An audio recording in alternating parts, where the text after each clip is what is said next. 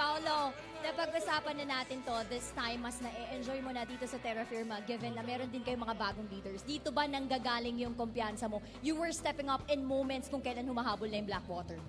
First of all, I want to thank God for this victory. And ayun na, dahil sa mga to, nakuha namin yung panalo and then hindi ko naman makukuha tong best player kundi dahil sa kanila eh. So, ayun, thankful kay God sa management na tiwala sa akin. Yeah, that's right, that's right. Kitang-kita naman nga yung saya. Paolo, ngayon, eto na yung pangatlong panalo nyo. Ano ba sa tingin mo yung gumagana para sa team nyo in terms of execution and consistency kung paano nyo nagagawa lahat ng to? Yung samahan namin kasi with the veterans namin, si Kuya Mag,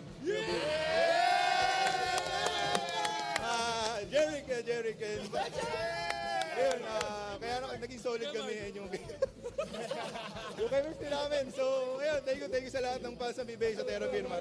Yeah, that's right. Paolo, baka may gusto ka sabihin sa mga teammates mo, sa mga supporters mo, and sa mga nanonood sa'yo? Of course, thank you sa family ko, nag-support sa akin, yung mama at papa ko, ate ko, pati yung mama ni Sean Umali.